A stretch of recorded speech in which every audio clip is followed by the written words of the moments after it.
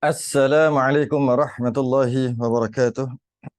Innal hamdalillah nahmaduhu wa nasta'inuhu wa nastahdihi wa nastaghfiruh.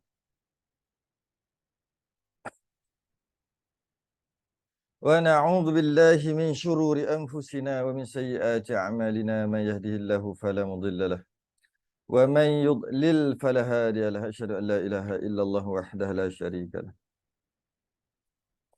Wa asyhadu anna sayyidana Muhammadan 'abduhu wa rasuluhu. Allahumma shalli wa sallim wa barik ala sayyidina محمد الفاتح لما أغلق والخاتم لما سبق ناصر الحق بالحق والهدي إلى صراطك المستقيم صلى الله عليه وعلى آله وأصحابه حق قدره ومقداره العظيم. اللهم نور بالكتاب بصري وأطلق بلساني واشرح بي صدري واستعمل به جسدي بحولك وقوتك فإنه لا حول ولا قوة إلا بك. سبحانك لا علم لنا إلا ما علمتنا إنك أنت العليم الحكيم ولا حول ولا قوة إلا بالله العلي العظيم. أما بعد. Alhamdulillah, sambung kitab Risalah Tauhid, muka surat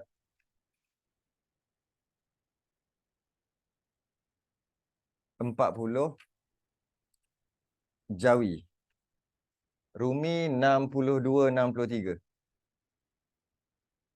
63 lah. Rumi 63 dah.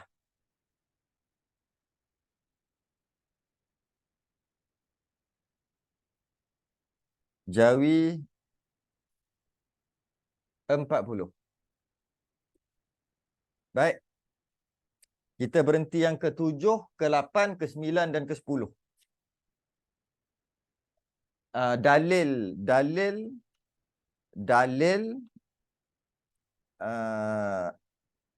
qudrah, iradah, ilmu, hayah. 4 sekaligus.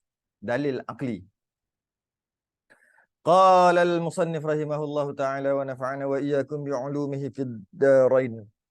Amin ya rabbal alamin. Yang ke-7, yang ke-8, yang ke-9, yang ke-10. Qudrah, iradah, ilmu, hayah.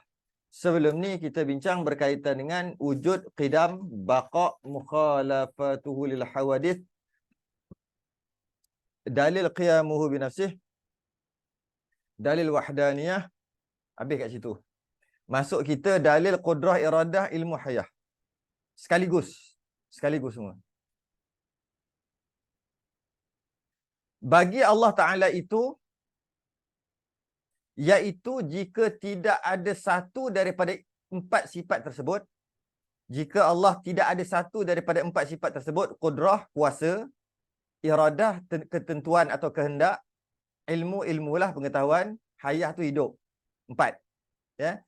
Bagi Allah Ta'ala, jika iaitu tak ada salah satu daripada 4 tadi, tak ada qudrah, tak ada iradah, tak ada ilmu, tak ada hayat, sama ada tak ada 4-4 atau tak ada salah satu je. Tak ada salah satu daripada 4 tadi,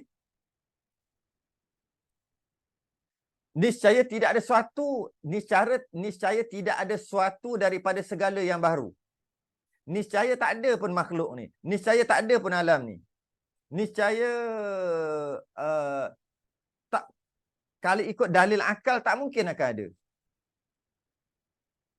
Dalil akal. Kalau contoh, dia bagi qudrah, iradah, ilmu, hayah. Kita ambil qudrah dulu. Kalau tak ada kederat, tu bahasa. Kalau tak ada kederat, kalau tak ada qudrah, ataupun kalau tak ada kuasa, macam mana nak buat alam ni? Macam mana nak buat makhluk ni? Macam mana nak ada makhluk ni? Logik lah. Okay. Qudrah, iradah, ilmu, hayah, qudrah. Secara sekali lalunya, logik lah, memang masuk akal lah. Kalau Allah tak ada salah satu daripada 4 tadi, mesti alam ni tak ada, makhluk ni semua tak ada. Sebagai contoh, kalau Allah tak ada qudrah, kalau Allah tak ada kekuasaan, kekuatan, macam mana nak buat alam ni? Macam mana nak buat alam ni? Tak boleh buat. Bila alam ni tak boleh buat, maka alam ni tak ada. Satu. Yang kedua, iradah. Kehendak ataupun ketentuan. Iradah ni tentu atau hendak? Yalah, bila hendak, bila nak, masa itulah dia tentu. Aku nak dia. Aku nak. Bila nak tu maksud tentulah tu. Tentu. Jadi, kalau Allah tak ada iradah, Allah tak ada kehendak, Allah tak ada ketentuan, macam mana nak ada alam ni? Logik juga. Sebab alam ni penuh dengan, alam ini semuanya adalah kehendak dan ketentuan Allah. Semua. Contohnya, lelaki. Allah tentu lelaki. Allah tak tentukan perempuan. Itu ketentuanlah, kehendak Allah lah tu. Jadi kalau kita tengok, apa yang ada makhluk, semua alam ini, semua tak boleh lari daripada iradah ataupun ketentuan. Tentu. Bumi, langit duduk atas, bumi duduk bawah. Semua tentu. Allah yang tentukan. Jika Allah tak ada iradah, maknanya Allah tak ada ketentuan, maknanya Allah tak ada kehendak, macam mana nak ada alam ini? Logiklah. Sebab tu dia sekali dia bahas sekali 4 sifat ni sekali je. Sebab hujah dia sama je. Contohnya ilmu, ke-9 ilmu. Kalau tak ada ilmu, macam mana nak buat alam ni? Yang maha indah ini, macam mana nak buat alam? Ilmu tak ada. Jadi betul lah katanya, jika Allah tak ada salah satu daripada 4 tadi, qudrat, iradah, ilmu, hayah, mesti takkan ada makhluk, mesti takkan ada alam. Logik lah. Sebab ilmu, contohnya yang ketiga ilmu, kalau Allah tak ada ilmu, nak buat alam ni macam mana? Nak buat ni kena ada ilmu. Nak buat sekecil-kecil telefon ni, sekecil-kecil pun nak ada ilmu. Nak buat remote ni pun mesti kena ada ilmu. Nak buat mouse ni pun mesti ada ilmu. Itu kecil. Ini alam cakrawala, mestilah ada ilmu. Jadi benarlah, jika Allah tak ada salah satu daripada 4 ni, maka tak akan ada alam. Qudrah, iradah, ilmu. Kemudian hayah, hidup. Macam mana Allah nak buat satu alam yang dalam alam ni penuh dengan kehidupan, sedangkan Allah sendiri mati, tak hidup? Tak logik. Maka benarlah 4 in 1, jadi 4 dalam satu hujah. Iaitu yang ke-7 dalil qudrah, yang ke-8 dalil iradah, yang ke-9 dalil ilmu, yang ke-10 dalil hayah. Bagi Allah Ta'ala itu, iaitu jika tidak ada salah satu daripada 4 tadi, yang tersebut itu, niscaya tidak ada suatu pun daripada segala yang baru. Yang baru tu makhluk lah. Maka tak adalah semua makhluk, tak adalah alam ini. Logik lah, masuk akal lah. Masuk akal lah kan? Okay. Tetapi tidak ada sesuatu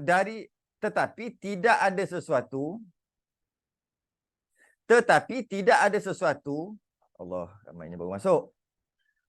Tetapi tidak ada sesuatu daripada segala yang baru ni mustahil, kerana sudah ada.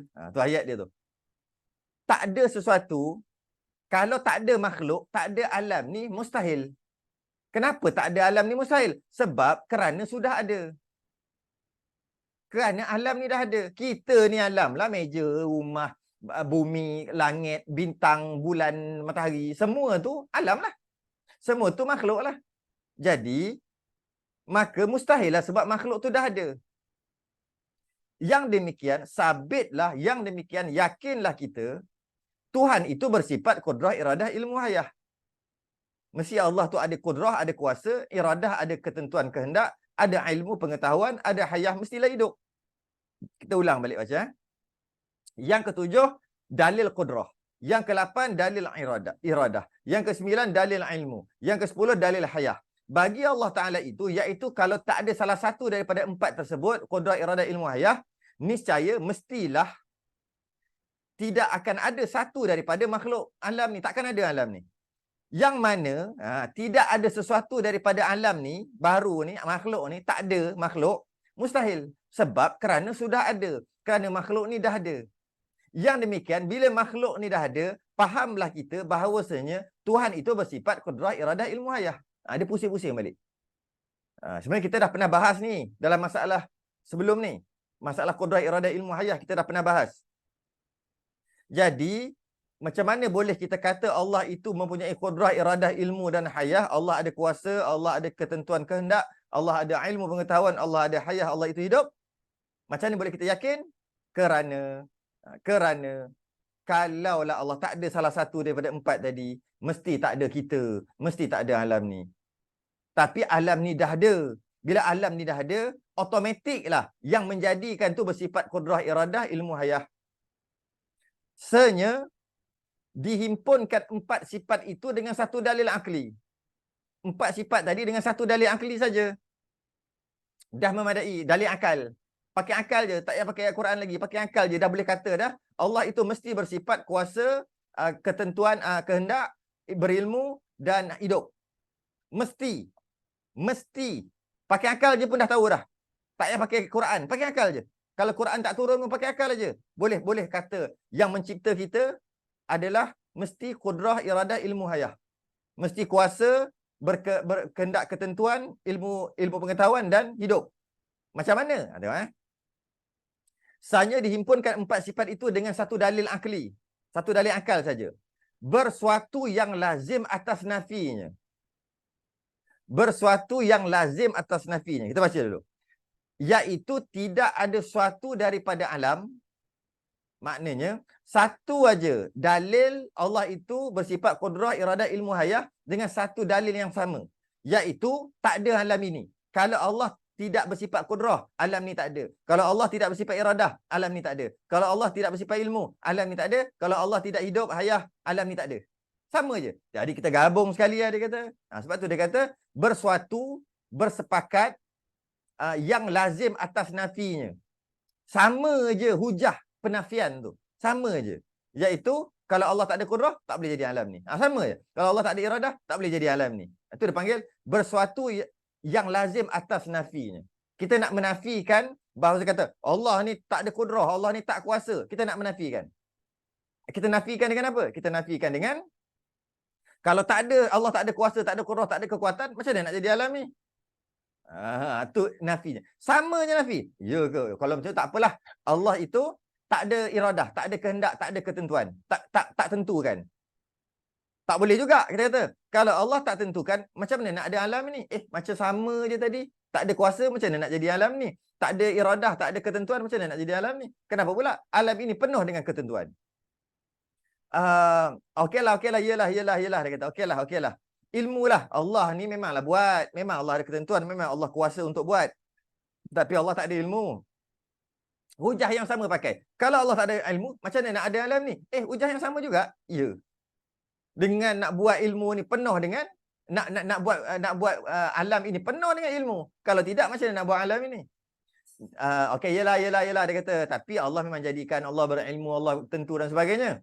Tapi belum tentu Allah hidup. Allah tak ada sifat hayah kot. Allah tak hidup kot. Kalau Allah tak hidup, macam mana dia nak buat yang hidup? Yang hidup, dia tak hidup, dia mati, dia boleh buat yang hidup. Mustahil. Maka, kalaulah Allah itu tak hidup, mati, macam mana nak ada alam ni? Hujah sama je. Itu maksudnya. Bersuatu yang lazim atas nafinya. Kita nak menafikan dengan alasan yang sama. Jadi dia himpun sekali 4 sifat ni. Iaitu tidak ada suatu daripada alam. Takkan ada makhluk ni, takkan ada alam ni. Kalau Allah tak ada salah satu daripada 4 sifat tadi. Maka jalan lazim pada kudrah. Maka jalan lazim pada kudrah. Maka penafian pada kudrah.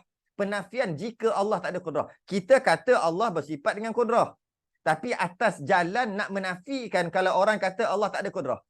Kalau orang kata Allah itu tidak kuasa. Orang kata Allah tidak kuat, tidak ada kekuatan. Allah itu tidak mampu. Maksud tak ada kudrah lah tu. Kudrah tu ring. Tapi ring tu nisbah manusia. Kekuatan, kekuasaan, kemampuan. Itu kudrah. Jadi, maka jalan lazim atas kudrah bahawasanya apabila ternafi ia, niscaya sabit lawannya iaitu lemah. Jika ternafi kudrah, jika ada orang kata atau kita sendiri kata, na'udzubillah lah, kita kata orang lah kata. Orang kata, ya ke Allah ada kudrah, ya ke Allah kuasa, ya ke Allah kuat, ya ke Allah mampu. Bila kita kata gitu, maknanya kita telah menafikan kekuasaan Allah, menafikan kudrah Allah.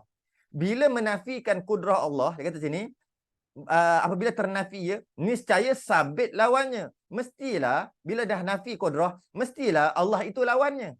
Iaitu kalau kita kata ya ke Allah tu kuasa. Tak kot. Allah tak ada sifat kudrah kot. Allah tak ada kekuasaan kot. Allah tak kuasa kot. Jika kita kata begitu, maka sabitlah lawannya iaitu lemah. Kata, Ya ke Allah ada kuasa? Tak kot. Maknanya kita kata Allah lemah. Itu maksud sabit lawannya, iaitu lemah.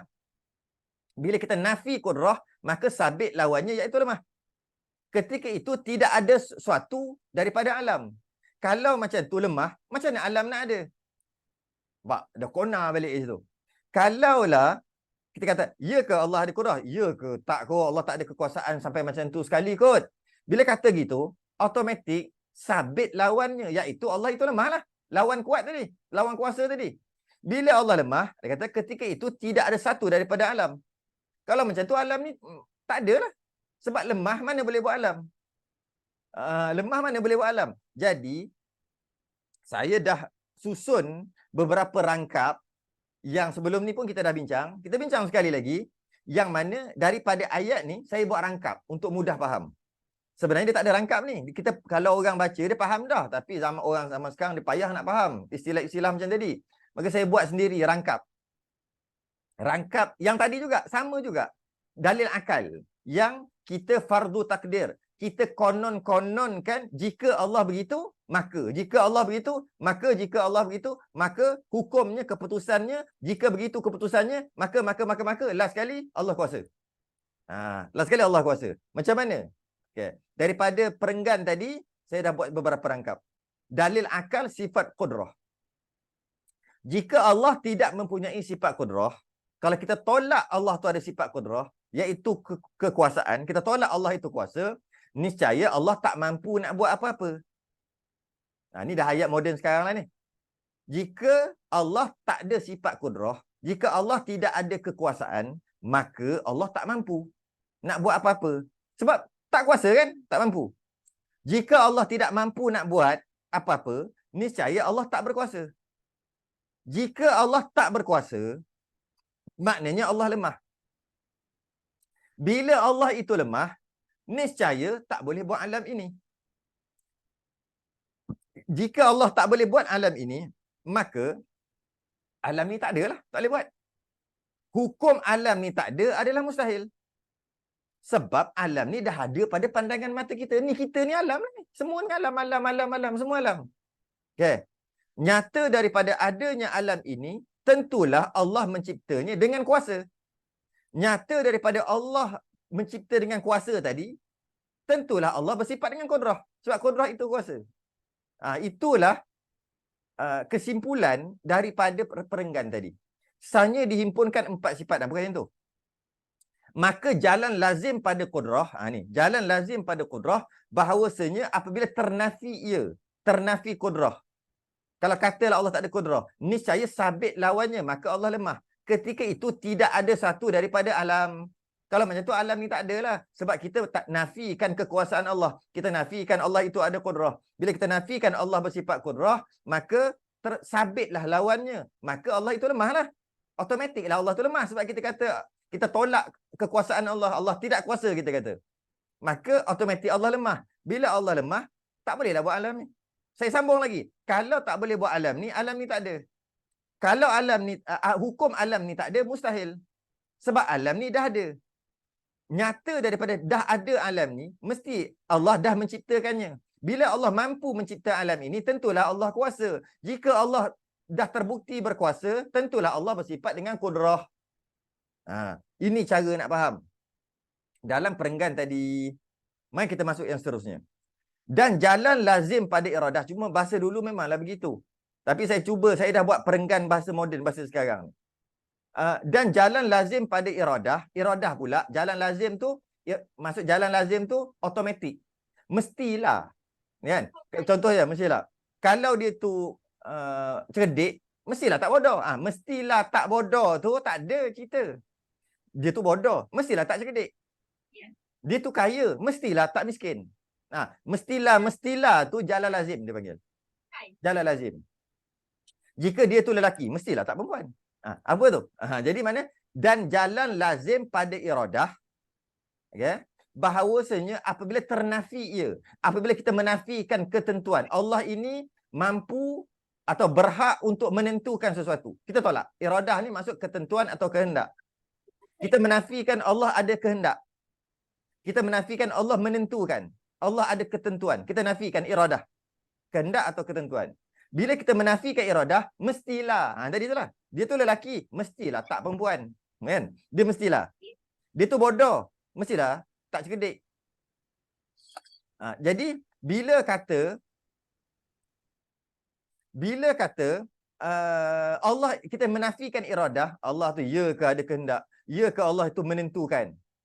Apabila ternafi ia iradah, bila menafikan ketentuan ataupun kehendak Allah tadi, Allah tidak ada kehendak, Allah tidak ada ketentuan, kata gitu, niscaya sabit lawannya. Mestilah lawannya. Apa lawannya? Mestilah Allah itu lawannya. Lawan iradah tadi. Apa lawan iradah? Iaitu dengan makna tidak ada kehendak. Tidak ada kehendak, tidak ada tentu, tak boleh nak tentukan, tak tahu apa, blur gitu aja. Blur aja. Tak reti. Tak tenti nak tentu pun. Nak tentu apa-apa.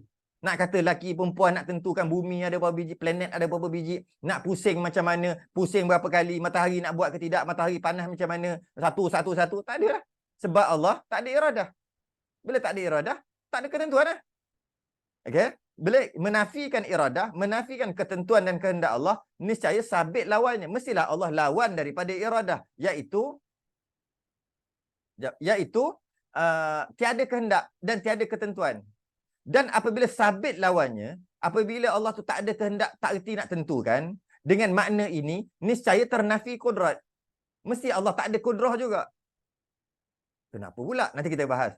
Kerana bahawasanya, kudrah cawangan daripada iradah.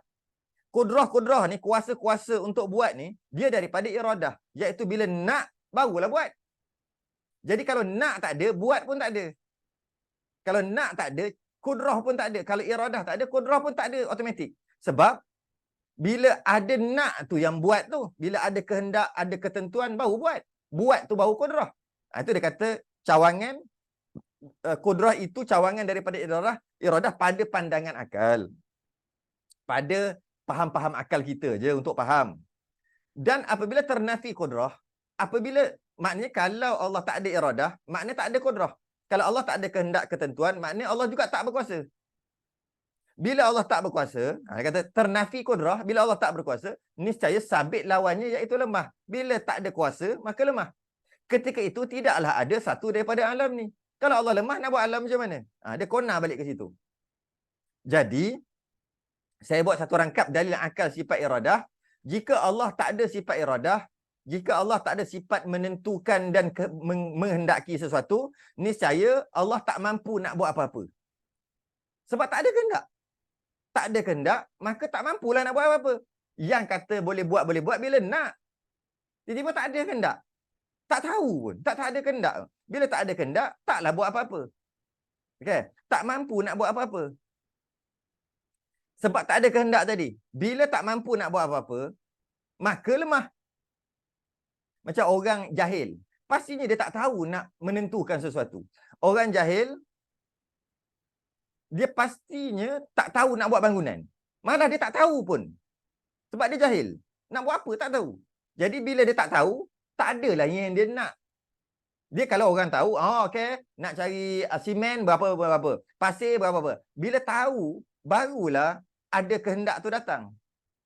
Jadi, ini fikir-fikir akal je. Jika Allah tidak mempunyai iradah, niscaya Allah tak mampu nak buat apa-apa. Sebab tak ada kehendak nak buat apa. Jadi maka lemahlah Allah. Jika tidak mampu nak buat apa-apa, niscaya tak kuasa. Tak mampu ni kan tak berkuasa. Jika Allah tidak berkuasa, maka Allah lemah. Jika Allah lemah, niscaya tak boleh buat alam ni.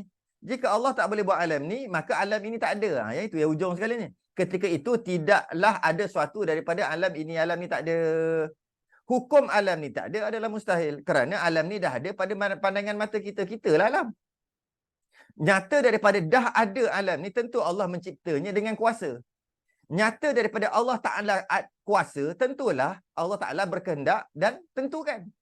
Sebab Allah dah jadikan dah. Dengan kuasanya Allah menjadikan. Dan bila Allah menjadikan, kehendak Allah jadikan. Dan Allah tentukan yang ini. Nyata daripada Allah berkehendak dan menentukan, tentulah Allah bersifat dengan iradah. Dia kembali situ balik. Jika Allah tidak mempunyai sifat iradah, bermakna Allah tak mampu nak buat apa-apa sebab tak tahu apa yang dia nak. Maka lemahlah Allah. Jika Allah tidak mampu buat apa-apa, niscaya Allah tidak berkuasa. Jika tidak berkuasa, niscaya lemah. Bila lemah, tak boleh buat alam ini. Jika tak boleh buat alam ni tak ada. Hukum alam ni tak ada adalah mustahil kerana alam ni dah ada. Nyata daripada dah ada alam ni, tentulah Allah yang ciptanya dengan kuasa. Nyata daripada Allah Ta'ala kuasa mencipta alam ni yang dah ada, tentulah Allah kehendak dan Allah tentukan. Nyata daripada Allah kehendak dan menentukan, tentulah Allah bersifat dengan iradah. Itu yang dia nak cerita. Dan jalan lazim daripada ilmu pula. Jalan lazim daripada ilmu. Iaitu ilmu. Bahawasanya, apabila ternafi ilmu, niscaya sabit lawannya. Bila kita menafikan Allah ada ilmu, maka sabitlah lawan ilmu, iaitu bodoh. Dia kata, ya ke Allah ada ilmu? Tak kot. Maka sabitlah Allah itu bodoh. Dia kata gitu. Jika begitu, sabit lawannya, iaitu jahil. Iaitu jahil. Sebab dia menafikan Allah itu ada ilmu. Okay. Maka jahil lah. Maka sabit jahil. Dan apabila sabit lawannya, sabit jahil, niscaya ternafi iradah. Kenapa pula? Bila jahil, tak adalah iradah. Ternafi iradah. Tak ada iradah. Tak ada kehendak. Tak ada ketentuan. Kerana tiada diterima akal, iradah dengan tiada ilmu. Tak terima akal, dia kata, ada iradah nak tapi tak ada ilmu. Mana boleh? Bila kata nak, mesti dengan ilmu. Ilmu yang kata nak ini, dan bila kata tentukan begini, mesti dengan ilmu. Jika iradah tak ada, jika ternafi iradah tak ada, maka ilmu pun tak ada. Tu kata tu.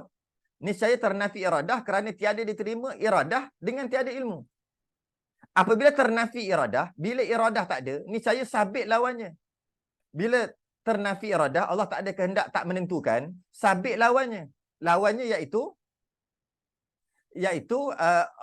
Allah tidak menentukan dan Allah tidak kehendak. Sabit lawannya. Apabila sabit lawannya, Allah tak menentukan dan tidak berkehendak, niscaya ternafi kudrah. Macam mana nak buat sesuatu sedangkan tak ada kehendak? Maka ternafi kudrah. Bila ternafi kudrah, maka Allah tak kuasa lah. Ternafi kudrah kan lemah. Yang demikian sabit lawannya, iaitu lemah. Pada ketika itu, tidaklah ada satu daripada alam. Kalau Allah itu lemah, tak adalah alam ni. Dia berhenti kat situ. Saya sambung lagi. Macam mana? Kalau orang dah faham, dah faham dah ni, dah faham nak cerita apa ni. Jika, ni ayat yang saya buat sendiri. Jika Allah tak mempunyai sifat ilmu, niscaya Allah jahil. Jika kita tolak sifat ilmu Allah, maka Allah jahil. Jika Allah jahil, niscaya Allah tak ada iradah. Tak ada kehendak. Tak ada ketentuan. Orang jahil pastinya tak tahu dia nak tentukan apa. Jadi jika Allah Ta'ala jahil, niscaya tiada iradah. Jika tiada iradah, tak ada kehendak, tak ada ketentuan dalam menentukan, niscaya tak mampu nak buat apa-apa. Tak boleh buat apa-apa lah. Tak ada kehendak, tak ada ketentuan. Tak boleh buat apa-apa. Sebab lemah. Jika tak mampu buat apa-apa, tidak mampu buat apa-apa, maka tidak berkuasa. Bila tak mampu buat apa-apa, tak berkuasa lah. Bila tidak berkuasa, maknanya tak boleh buat alam ini. Jika tak boleh buat alam ni, niscaya alam ni tak ada. Hukum alam ni tak ada, mustahil kerana alam ni dah ada kan pada pandangan mata kita. Nyata ada alam ini, tentulah Allah telah menciptanya dengan kuasa, dengan kekuasaannya. Nyata daripada Allah Ta'ala telah berkuasa mencipta alam ini dengan kekuasaannya, tentulah Allah ada kehendak dan menentukan. Sebab kerana berkuasa untuk ciptakan, menentukan yang mana satu, yang mana satu. Nyata daripada Allah Ta'ala berkehendak dan menentukan, tentulah Allah tidak jahil. Sebab nak tentukan mana boleh jahil. Nyata, bila Allah Ta'ala tidak jahil, tentulah dia bersifat dengan ilmu. Tak jahil tu mesti ilmu. Itu cara faham. Dan jalan lazim pada hayah, hidup pula. Macam mana? Jalan lazim pada hayah. Bahawasanya apabila ternafi ia, niscaya ternafi kudrah. Bila ternafi ia hayah. Kata, ya ke Allah ni hidup? Tak kot. Kita nafikan Allah ni hayah. Allah ni ada sifat hayah ataupun Allah ni hidup. Nafikan. Niscaya automatik ternafi kudrah. Automatik Allah tak berkuasa. Bukan tak kuasa je. Ternafi kudrah, iradah. Salah ni. Rumi salah ni. Rumi salah ni. Bukan alam ni. Bukan. Kalau saya tengok yang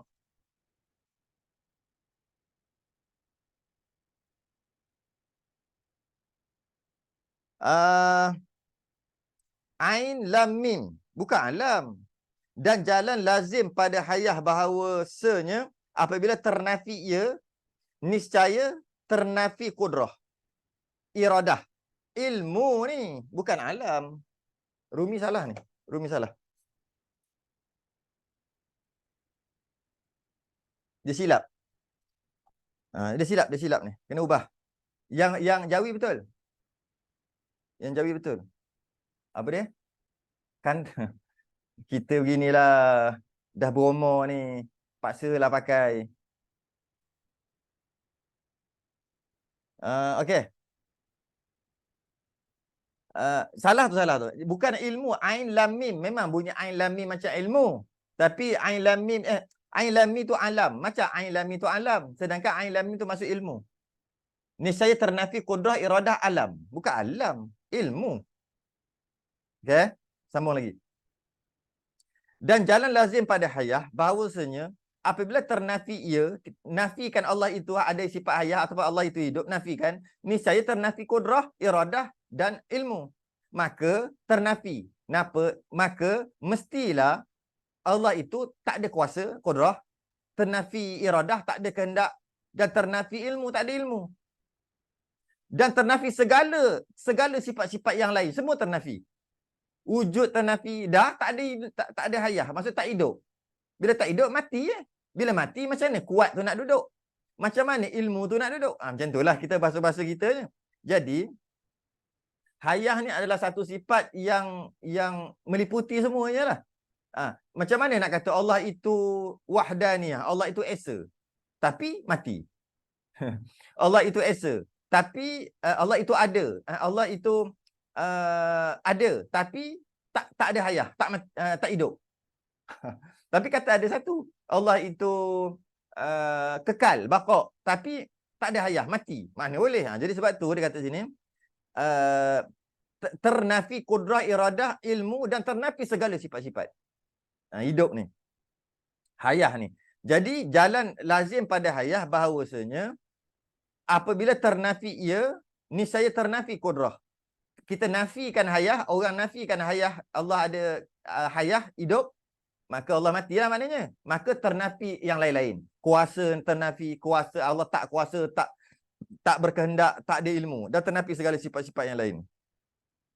Kerana hayah itu syarat bagi 3 sifat itu. Hayah tu syarat bagi 3 sifat yang tadi. Qudrah, iradah, ilmu. Kalau tak ada hayah, tak hidup, macam mana nak ada qudrah, iradah, ilmu? Dan apabila ternafi sifat yang 3 tu, niscaya sabit lawannya, iaitu lemah, benci. Benci ni lawan daripada iradah tadilah. Itu bahasa tu je. Asalnya maksudnya benci tu dengan maksud lawan pada ketentuan. Allah menentukan, Allah kehendak. Apa lawan dia? Apa lawan iradah? Apa lawan tentu ataupun lawan kehendak?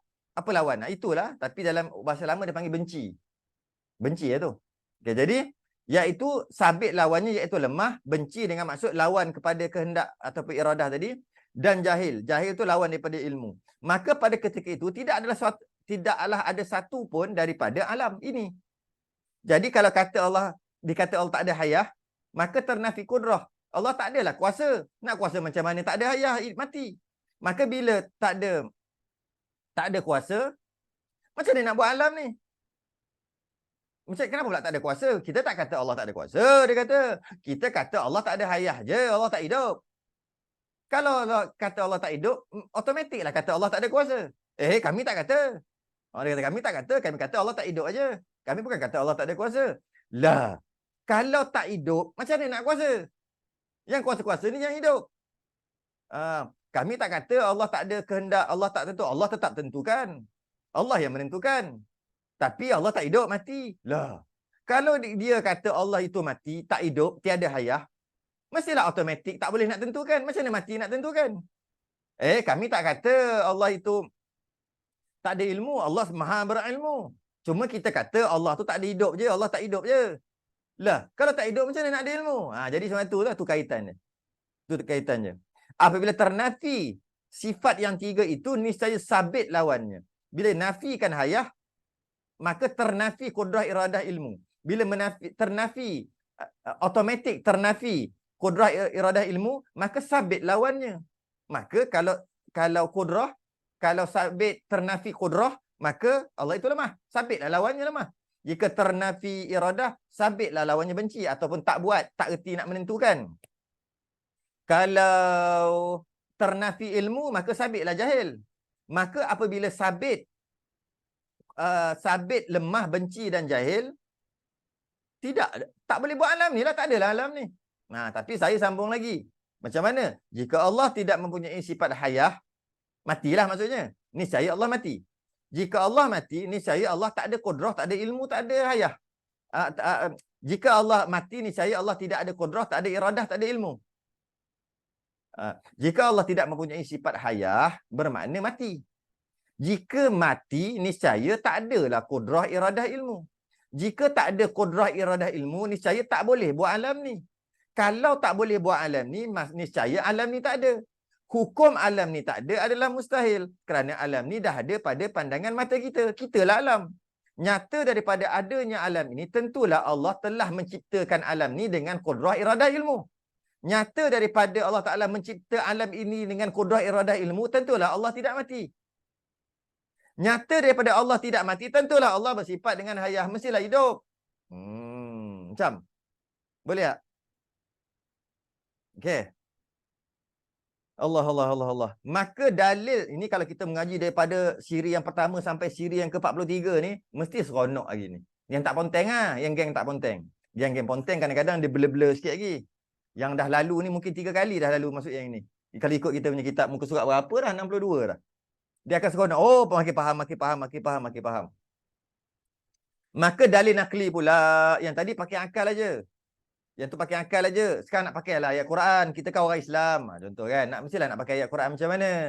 Maka dalil nakli, dalil Quran hadis pula.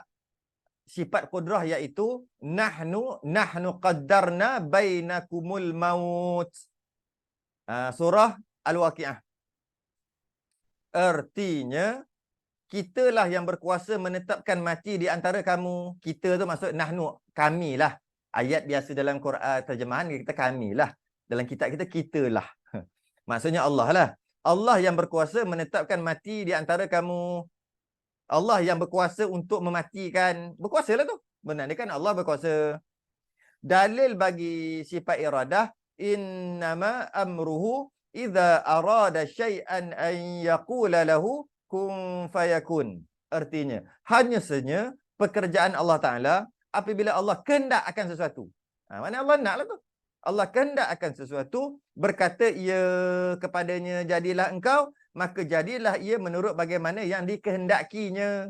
Maknanya, Allah berkehendak lah. Allah ada sifat iradah lah. Itu dalil Quran. Dan dalil nakli bagi sifat ilmu, iaitu alimal ghaibi wasyahadah. Alimal ghaibi wasyahadah.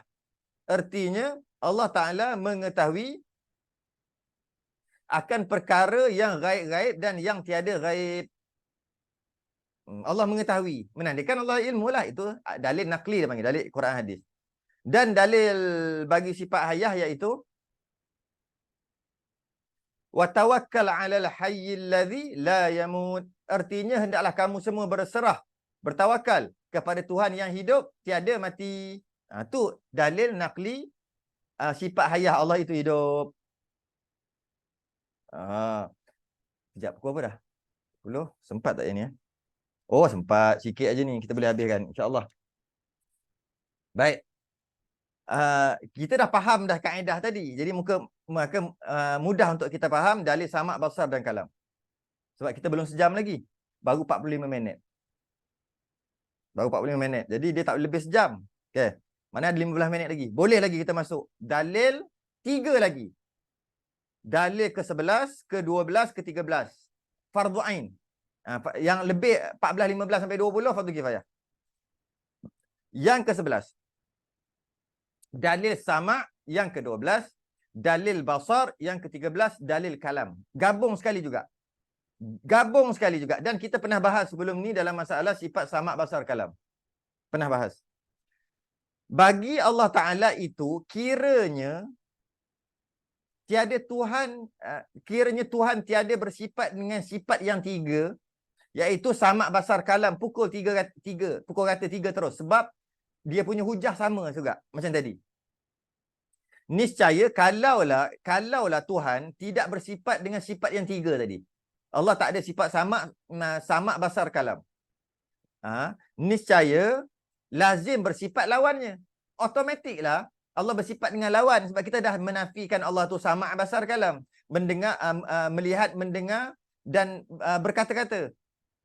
Jadi bila kita menafikan Allah itu sama' basar kalam, Allah tu mendengar, Allah itu mendengar, Allah itu melihat dan berkata-kata, niscaya lazim, secara automatiknya bersifatlah Allah tadi dengan lawannya, iaitu kekurangan. Apa lawannya? Iaitu sama', lawannya pekak, tuli. Basar, melihat. Lawannya buta. Kalam, berkata-kata. Lawannya bisu. Jadi, kalaulah menafikan sama' basar atau kalam, maka automatiklah Allah itu kurang. Sama ada kurang tu pekak ke, kurang itu bisu ke, kurang itu buta ke, kuranglah. Sebab buta satu kekurangan, pekak satu kekurangan, bisu satu kekurangan.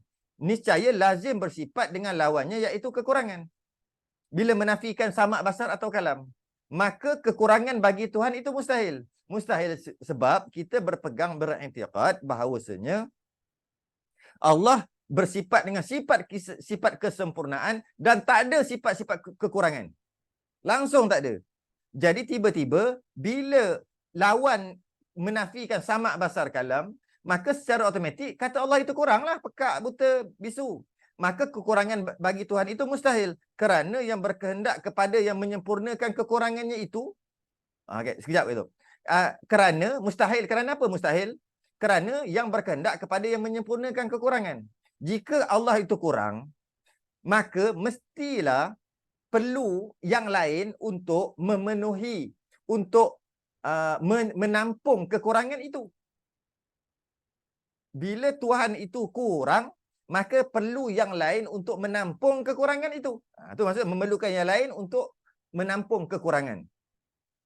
Kalau Allah itu pekak, perlu yang lain untuk dengarkan untuk Allah. Gitulah. Kalau Allah itu buta, perlu yang lain untuk melihat untuk Allah. Kalau bisu, perlu yang lain untuk bercakap dengan Allah. Untuk bercakap bagi pihak Allah. Jadi, jika begitulah, memerlukan yang lain, maka itu satu sifat kekurangan. Itu bukan satu sifat istighna, sifat yang terkaya, tidak. Itu bukan sifat terkaya, itu masih lagi memerlukan yang lain. Sedangkan kita tahu Tuhan ni dia tidak memerlukan yang lain, dia mempunyai sifat-sifat kesempurnaan, langsung tak ada sifat-sifat kekurangan. Tiba-tiba dia kata Allah dia menafikan sama' basar kalam. Bila menafikan sama' basar kalam, maka automatik Allah itu kurang, pekak, buta, bisu, kurang. Dan yang mana kekurangan itu mustahil. Kenapa mustahil? Kenapa mustahil? Kerana apabila kurang, mesti memerlukan yang lain untuk menampung kekurangan itu. Itu melazimkan ia baharu. Secara automatik, yang memerlukan yang lain untuk menyempurnakan dia, maka automatik dia baharu. Ingat dalam kepala kita, bila sebut je baharu, dalam masalah tauhid, tak ada kepada ada. Itu je. Jangan ingat baru Melayu kan. Bila sebut baru je, daripada tak ada kepada ada. Dia tu jenis daripada tak ada kepada ada. Baru tu. Janji tak ada kepada ada. Macam mana? Sekarang ni. Angkat ni. Okey. Sekarang tak ada lampu. Dah ada lampu. Tak ada balik. Ada, tak ada. Ada, tak ada. Makhluk baru. Itu panggil baru. Maka kanta ini adalah baru. Lampu ini adalah baru. Semua adalah baru. Sebab daripada tak ada kepada ada. Daripada dia tak ada 100 tahun lepas, dia mungkin baru ada 2-3 tahun lepas, baru dibuat dalam kilang, menandakan baru. Ataupun sekarang ni tak ada. Dah ada dalam lampu. Baru. Jadi bila sebut je daripada tak ada kepada ada, maka ianya baru. Itu maksud dalam sudut akidah. Jadi bila kurang, automatik baru. Kurang, automatik baru. Dia memang automatik. Sebab tak ada, jika dia bukan baharu, dengan maksud qidam, dengan maksud tidak ada permulaan, mana boleh kurang? Kalaulah dia tu tidak ada permulaan, qidam, bila dia qidam, tidak ada permulaan, maka dia bukan baharu. Sebab kalaulah dia tidak ada permulaan, siapa nak baharukan dia? Sebab dia pun tak ada permulaan. Jadi kalau dia itu baharu daripada tak ada kepada ada, maka memerlukan yang lain untuk membaharukan dia.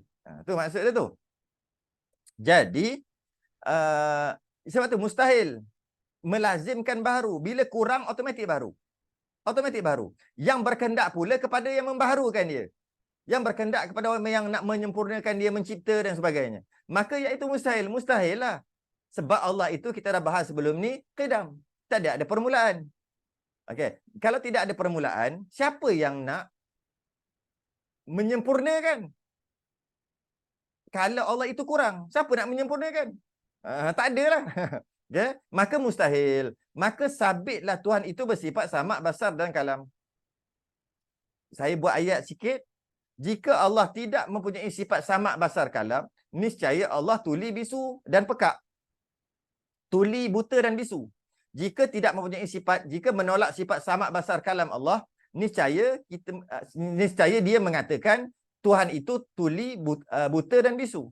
Jika Tuhan itu tuli, buta dan bisu, niscaya dia bersifat kekurangan lah.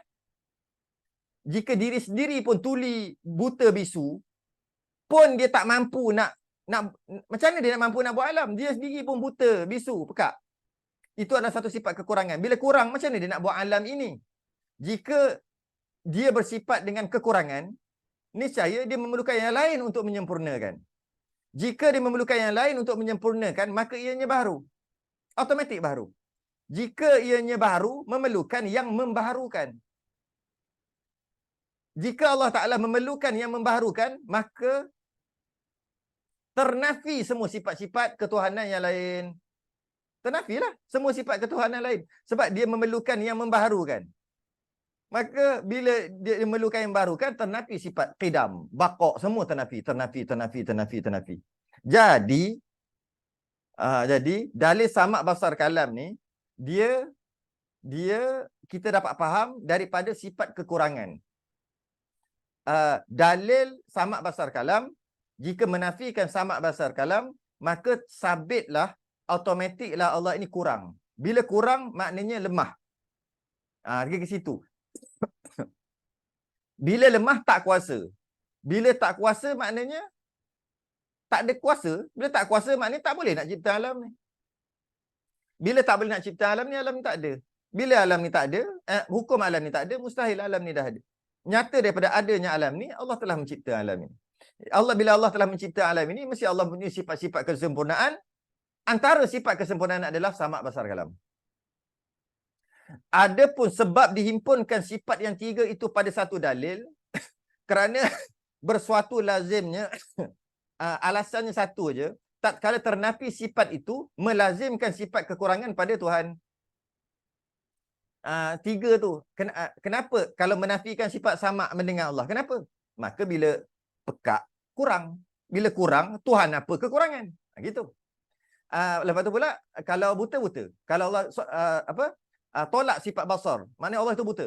Buta maknanya kurang. Bila kurang, Tuhan apa kurang? Kalam. Tolak sifat kalam. Allah itu bisu. Habis tu, kalau Tuhan tu bisu, maknanya kurang. Tuhan apa kurang? Kan alasannya sama, iaitu kurang. Bila kurang, ada pula Tuhan ni tak kurang. Tiba-tiba Tuhan mempunyai sifat kekurangan. Sebab tu ada satu dalil. Dalil nakli bagi sifat sama iaitu innani ma'akuma asma'u wa ara. Bahawasanya aku bersama kamu berdua. Hai Musa dan Harun, aku dengar dan aku lihat. Dan dalil nakli basar, wallahu basirum bima ta'malun. Dalil Quran. Allah Ta'ala amat melihat dengan barang yang kamu perbuat. Surah Al-Hujurat ayat 18. Dan dalil naqli bagi sifat kalam iaitu wa kallamallahu Musa taklima. Allah telah bercakap dengan Musa dengan cakap yang sungguh-sungguh, cakap yang sempurna. Ini dalil ayat Quran hadis. Yang tadi dalil akal. Adapun dalil sifat maknawiyah yang kaunuhu tadi tu, yang 7 daripada kaunuhu qadiran sehingga kaunuhu mutakalliman, yang sebab saya kata tadi tu bukan fardu ain tadi tu. Dah 13 dah selesai fardu ain dah.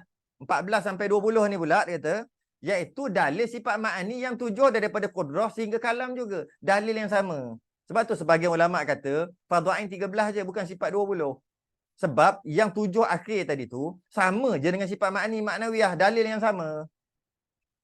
Dia kata kat situ. Maka tak bincang panjanglah. Maka dalil sifat yang mustahil atas Allah Ta'ala, habis kat situ lah. Sifat maknawiyah dia tak terang. Sebab kalau nak cerita Allah kuasa, sama Allah itu bersifat keadaan Allah yang maha berkuasa. Itu juga kita nak cerita tentang kudrah. Kaunuhu qadiran, sama je dengan kudrah. Kaunuhu muridan, sama dengan iradah. Jadi sama aja, cerita yang sama. Jadi dia tak sertakan dalil-dalil sebab dalil tu dalil sama. Maka dalil sifat mustahil pula atas Allah Ta'ala, lawan 20 sifat itu zahir dan terang. Bila kata Allah itu wujud, lawannya yang mustahil iaitu adam, iaitu tak ada. Allah itu wujud, ada. Lawannya tak ada lah. Terang lagi nyata. Tak payah bincang dah, dia kata. Kerana segala lawan yang wajib 20 sifat itu, maka semuanya sifat kekurangan. Maka kekurangan itu mustahil pada hak Allah Ta'ala. Jadi tak payah bincang juga sebenarnya. Sebenarnya dah terbincang dalam 20 tu. Bila kata Allah itu maha melihat, maka yang mustahilnya buta. Jadi buta tu tak payah bincang lah. Dah memang kurang. Bila kurang, mustahil ada kat Allah. Dia kata gitu. Dalil sifat harus Allah Ta'ala menjadikan mungkin, ada satu sifat harus lah. Allah ada satu sifat harus, iaitu menjadikan mungkin buat alam ini. Atau mentiadakan alam ini. Iaitu jikalau wajib atas Allah Ta'ala memperbuat suatu daripada mungkin. Kalau Allah wajib buat makhluk, wajib buat sesuatu daripada mungkin pada akal, wajib akal, atau mustahil pada akal, yang mustahil akal, niscaya bertukar mungkin itu jadi wajib atau mustahil. Yang demikian itu tidak diterima oleh akal. Kalau kita kata Allah wajib cipta makhluk, Allah wajib akal. Allah wajib akal. Cipta makhluk, cipta kita. Maka kita ni wajib ada lah. Sebab Allah Ta'ala wajib akal cipta kita.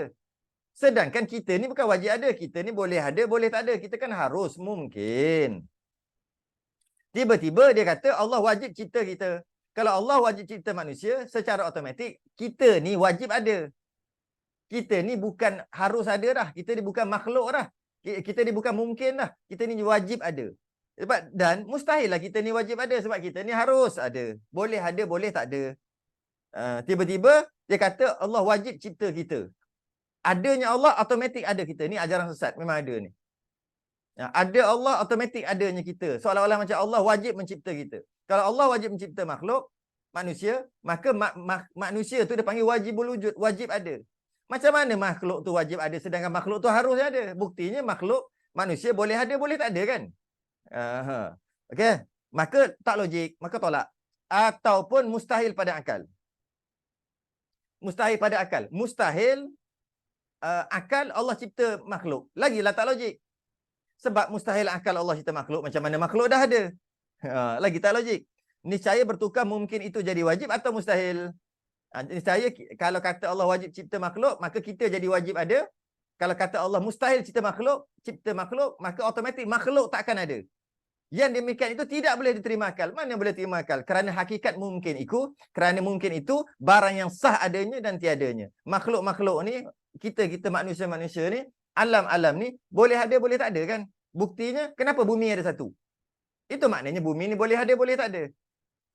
Maka Allah buat satu jadi satu kan? Allah buat dua jadi dua.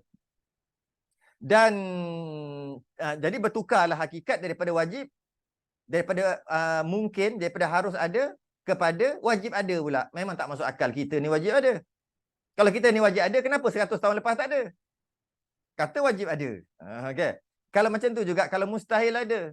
Kalau kita ni mustahil ada, macam mana kita boleh ada? Kata mustahil ada. Mustahil ada makna tak ada. Sekarang dah ada. Maka mustahil juga, tak boleh terima akal. Okay.